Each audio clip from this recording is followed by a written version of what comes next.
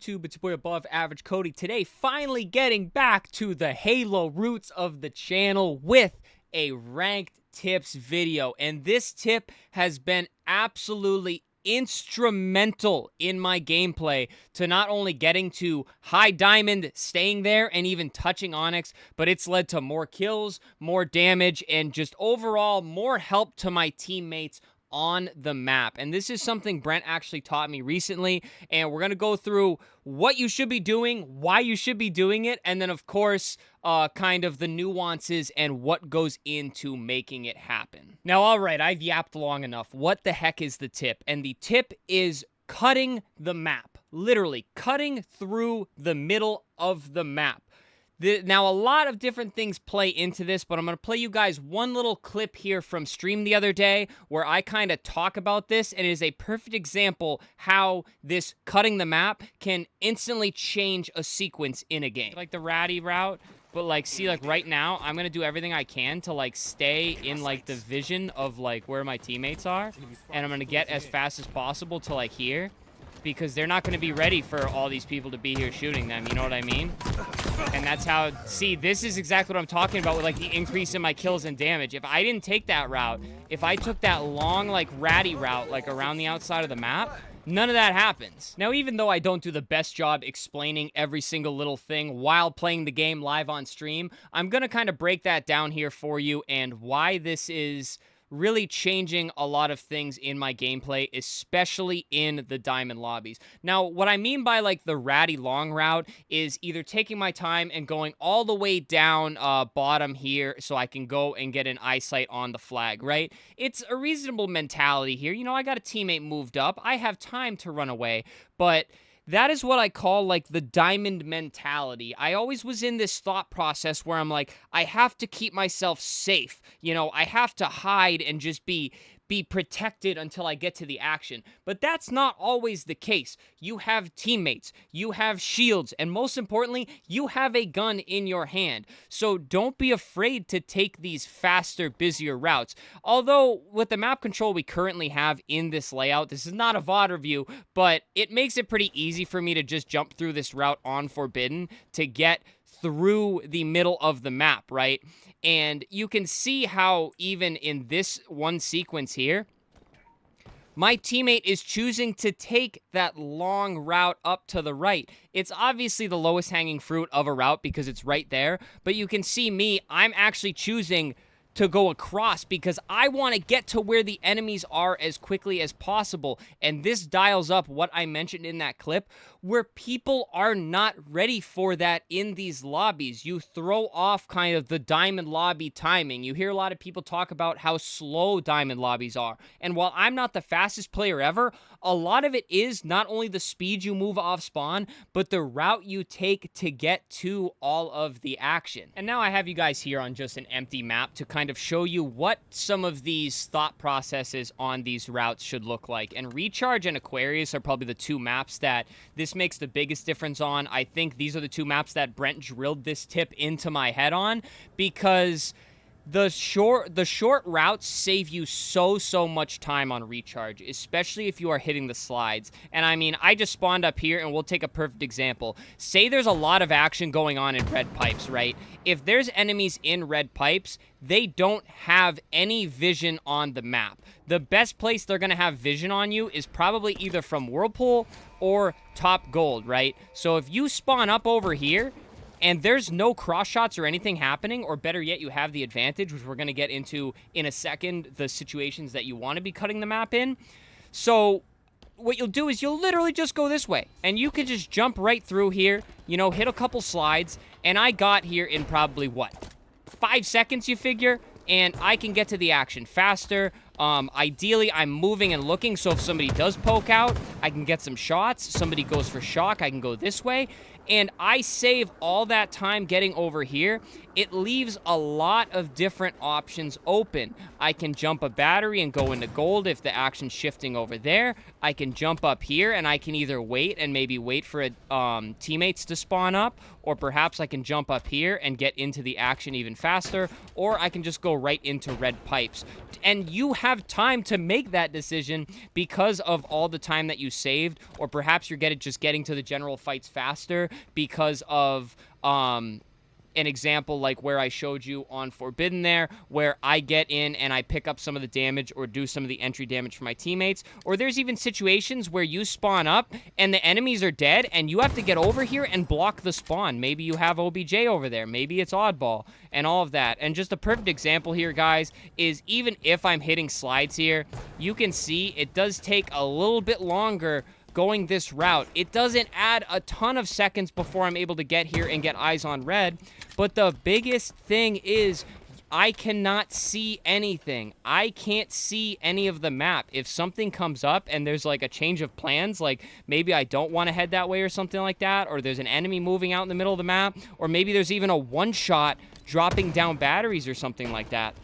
Not only do I not have vision on any of that happening going this way towards this made-up action in red pipes, but now, say in that scenario there's somebody down here, I now have to throw my life away to potentially get this kill because it's to be assumed they'd be spawning over there, etc., etc. And I can give you guys like different scenarios all day, but you guys kind of get the point and the thought process here. It seems like a really straightforward, and I'm just going to show you guys how long like this route would take, and these are the routes I used to take when I was low diamond, even high platinum. So again, this tip seems really super straightforward, but this is something that never factored into my thought process until Brent kind of pulled some of my VOD and was like, dude, you need to cut the map here. You need to save time. And again, it doesn't feel like it makes a huge difference all the time on the map, but just seeing some of the stat lines that I'm putting up and the damage I'm putting up and some of the, why is this here? This is the ranked version of the map. Interesting. But it's made a huge difference in my stat lines and my gameplay, and it's been a very noticeable change, even though it's such a tiny tweak that you can make into your gameplay. And now we're going to circle back here to the original sequence that I showed you to finish up with what kind of leads into cutting through the map, because this is not something you want to just spawn up and do every single time. This will lead to a lot more deaths on the board. There are some games where you might not even see that route open very much, but you still have to be looking for it because, again, this comes with a lot of aspects that you should already be watching. You need to be watching your teammates, not only the position of your teammates, but more importantly, how many of them are up. You have to be watching how many enemies are dead. And this is something I've preached in VOD reviews for over 2 years now, guys. You have to be watching the kill feed. You have to pull up that scoreboard to see what players are dead and what players are alive. And the final thing you have to be thinking about is the position of everything going on. The flags, the oddball, whatever game mode it is, guys, you have to have all of these things factored in, right? So here, I see that I have a teammate moved all the way up here. I don't believe he's currently engaged in any gunfights. So this tells me straight ahead is pretty much safe. It's safe to assume that I'm not going to be getting shot from right here because I'm literally staring at Royal and he is there. So with that being said, I'm not going to take this right side route. It's slower than the route I'm about to take, and it's kind of a waste of time. Now, I also slide out here, and you can see, I actually don't slide, but I do turn my head, and I look to my left, all right?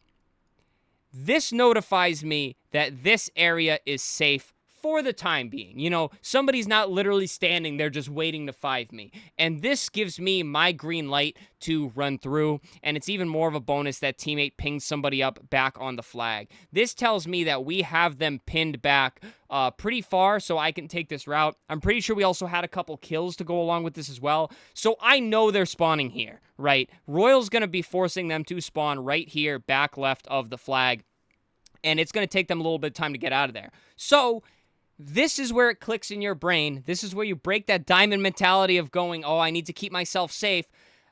I'm shifting to, I need to get there as fast as possible, and I need to be ready to shoot my gun, and that's exactly what I do. So I'm going to jump here. This is the fastest route to get right up here to Royal, and most importantly, he is in a gunfight. So this is go time. I can't miss this jump on the little stick here. If you didn't know this jump on Forbidden, start using it. It's very important. Bando showed this one to me, and I'm going to get here as quick as possible because I'm going to try to keep him alive.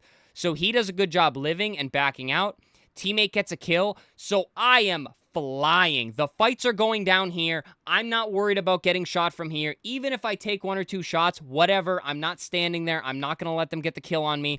I'm going to slide through. I'm going to get through as quickly as possible. And this is where this damage comes in. You can see here, the moment I break over here, he's not even looking, and he has to turn his head up to me, and now this guy's going, oh no, there's one top mid, but I already have the opening damage, right? So this is going to lead to me getting a very easy double kill, and I have help from my teammates. Another big part that played here is they backed Royal down, right? They know they have damage in Royal, and he's backing up, and we have teammate that just got a pick. So this is like the perfect situation where I am going to fly over here and just gobble up these kills.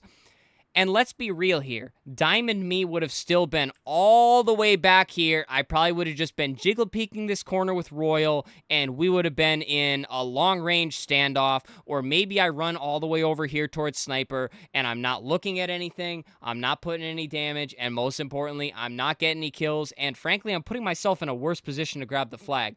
Now, again, this is like the absolute perfect situation to be showing you, but I'm not showing you the exact thing you're always going to see on the map. I'm just trying to get you guys into that thought process to be looking for these routes and these opportunities to get to the action faster, because the faster you get to the action, guys, it's more damage, it's more kills, and it could be more deaths, but you have to be doing everything else I've taught you guys years ago. Using the cover, shooting your gun, playing your life, which I'm probably going to be doing a video pretty soon on playing your life, or milking your life, as Brent always likes to say, because it's definitely something I've been trying to work on and improve in my gameplay. But until I really get better at it, I'm probably not going to do a tips video on it. But again, this is something I started doing. This is something Brent pointed out. I've implemented in my gameplay, and it is such a simple tweak that has led to much, much beefier stat lines and a lot more wins. And most importantly, guys, I'm chilling at Diamond 5. I'm getting +9 on wins and only -7 or 8 on losses, which is something I thought I would never see. So although I haven't broken back into Onyx since this reset, I really feel like I'm a much, much better player than I was 2 years ago. So, yeah, guys, first Halo ranked tips video in a long time outside of the VOD reviews. If there's more stuff you guys want to see, let me know. I'd love to get back to the roots, but I mean, hey, 3-4 years into Halo Infinite, I'm still learning stuff. So if you guys wanna piggyback some of my learning, please let me know down in the comments. But outside of that, guys, subscribe, leave the thumbs up, leave a comment. What tips videos do you want to see? Are you cutting the map? Are you going to start cutting the map? Let me know down below. And then, of course, guys, channel memberships and super thanks. If you'd like support monetarily, please feel free to go down below. Cop a membership. $5 a month helps me out ever so much as a creator, but please don't feel like you have to. But alrighty, guys, it was weird doing something like this again. It's been a long time, but hey, back like we never left. Stay happy, stay healthy, and stay tuned for the next video, y'all.